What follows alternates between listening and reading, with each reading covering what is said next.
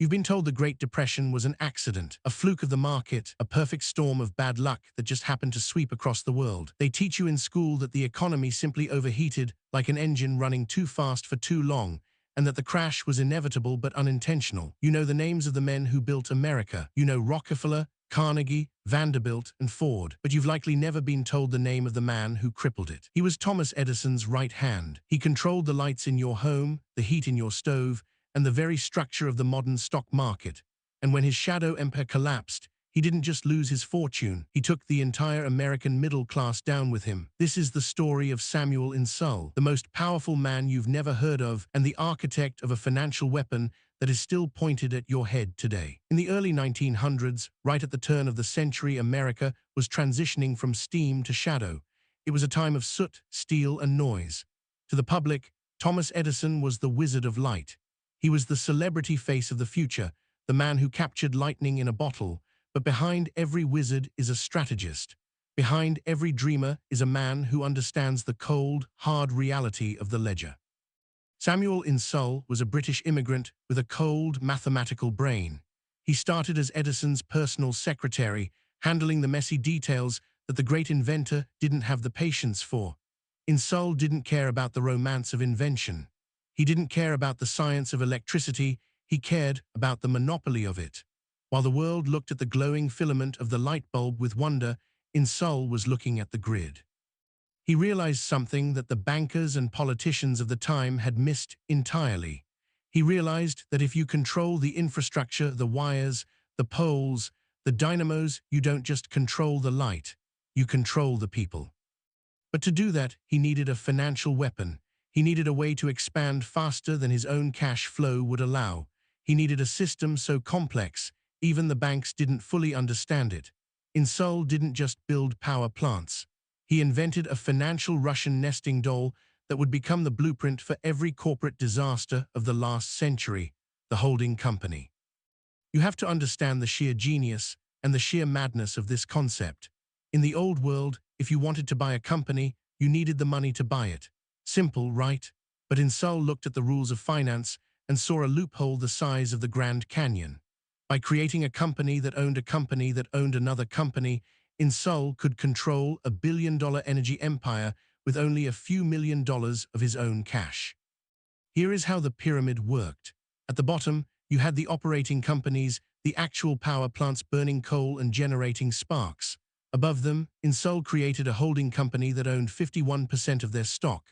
Above that holding company, he created another holding company that owned 51% of that stock, and on it went.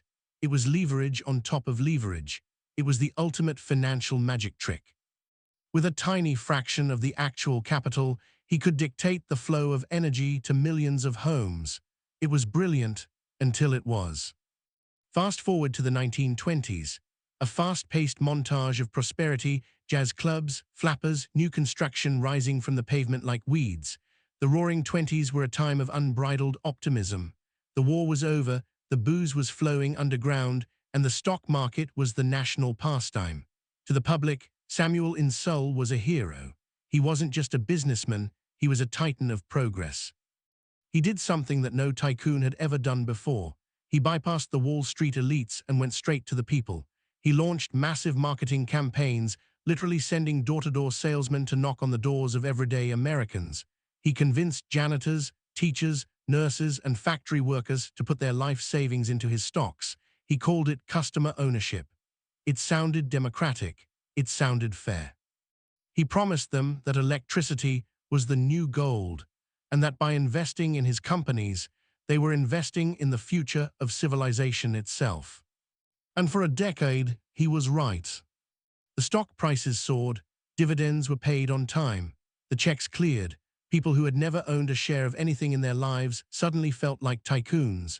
Insull was effectively printing money, using the inflated value of his stocks to buy more companies, which increased the value of the stocks, which allowed him to buy more companies.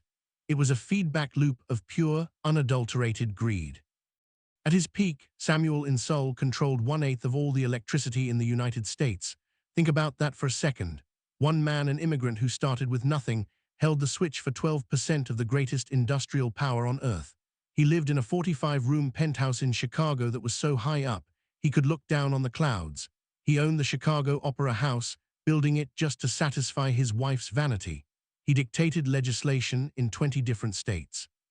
Politicians didn't just take his calls, they waited by the phone for them. But there was a flaw in the math, a fatal, catastrophic flaw that Insull, in his arrogance, chose to ignore. His empire wasn't built on profits, it was built on debt. It was a castle made of sand, held together by the belief that tomorrow would always be better than today. As long as stock prices went up, the lights stayed on. As long as the market was bullish, the leverage worked in his favor. But markets breathe, they inhale and they exhale. And in October 1929, the music stopped. When the crash hit, it wasn't a slow decline, it was a cliff. And Insull, nesting doll, collapsed in reverse. This is the danger of leverage that they don't tell you about in business school. Leverage magnifies your wins, but it also magnifies your losses. Because his companies were linked by debt, one failure triggered 1,000 others. It was a domino effect of biblical proportions. The company at the bottom couldn't pay its dividend to the company in the middle, which meant the company in the middle couldn't pay its interest to the bank, which meant the company at the top, Insull's personal piggy bank, was suddenly worthless. In a single month, $4 billion of wealth evaporated. Let that number sink in. $4 billion in 1929, that's nearly $70 billion in today's money, but it wasn't just numbers on a page. It was the retirement fund of the schoolteacher in Illinois. It was the savings of the steelworker in Pennsylvania. 600,000 middle-class investors lost everything. They didn't just lose their play money, they lost their homes. They lost their futures. They were left holding worthless paper certificates signed by a man who had promised them the moon. The public adoration turned to hatred overnight. The man who was once hailed as the Wizard of the West was now the most hated man in America. Death threats poured in. His name became a slur. But Insull, he didn't stay to face the music. He didn't stand in the wreckage and try to help the people he had betrayed. He ran. In the dead of night, Samuel Insull fled the country. He went to Paris, then to Greece, then to Turkey. He moved through the shadows, disguised using fake names, hunted by the FBI and the international press like a common criminal. Imagine the humiliation.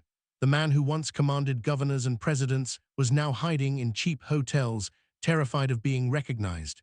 It was a fall from grace so steep it almost defies belief. He was eventually caught on a boat in the Bosphorus Strait. The Turkish authorities dragged him off the deck in his pajamas. He was shipped back to the United States to face trial. The images of him, old, frail, looking confused and defeated, were plastered on every newspaper in the country. He was dragged back to a Chicago courtroom to answer for the destruction of the American middle class. But here is where the story takes a turn that you won't expect. He was acquitted. A jury of his peers found him not guilty of fraud. Why? Because technically, strictly speaking, he hadn't broken the laws of the time. He had simply exploited them to their absolute breaking point. He hadn't stolen the money, he had just vaporized it through incompetence and hubris. But while the court cleared him, the court of public opinion had already sentenced him to oblivion. The government realized that if the public knew one man had this much power, if they understood how fragile the system actually was, there would be a revolution. The anger in the streets was palpable. So they did two things. First, they passed the Insull Act, officially known as the Public Utility Holding Company Act of 1935. This law was designed to dismantle the pyramids Insull had built, to ensure that no single man could ever hold the nation's energy hostage again. And second, they scrubbed his name from the narrative. They stopped talking about him, they removed his statues, they took his name off the buildings. They wanted the world to forget that the Great Depression wasn't just a market correction, it was a crime scene. Samuel Insull died in a Paris subway station a few years later. He collapsed on the cold tile floor, clutching his chest. When the police searched his body, they found no ID, no credit cards, no stock certificates. They found only a few cents in his pocket and a hole in his sock. No one recognized the man who once literally held the switch to the nation's power. He died as he had begun, anonymous, foreign, and alone. History remembers the innovators. We build statues to Edison. We name cars after Tesla. But history hides the architects of collapse. We are taught about the invisible hand of the market, that benevolent force that guides prices and wages. But as Insull proved, that hand usually belongs to someone in a boardroom, pulling strings we can't see. Strings that are attached to your wallet, your home, and your future. But here is the chilling part. The financial structures Insull created didn't die with him, they just evolved. The holding company didn't disappear, it just changed its clothes. Look at the corporate structures of the modern world. Look at the private equity firms that own the housing market. Look at the conglomerates that own the food supply. It is the same Russian nesting doll, just painted in different colors. Insull's ghost is still in the machine. The leverage he pioneered is now the standard operating procedure for Wall Street. The debt he used to build his empire is now the fuel that runs the global economy. We are living in a world built on the blueprint of a man who died penniless in a subway station. If you want to know who is pulling the strings today, you have to look at the history they don't want you to read. You have to understand that wealth isn't just about making money, it's about structuring power. And the men who structure that power prefer to stay in the shadows. They learned from Insull's mistake. They don't put their names on the opera houses anymore. They don't give interviews. They stay invisible. But the mechanism remains. The risk is still passed down to the little guy, while the rewards are funneled up to the top.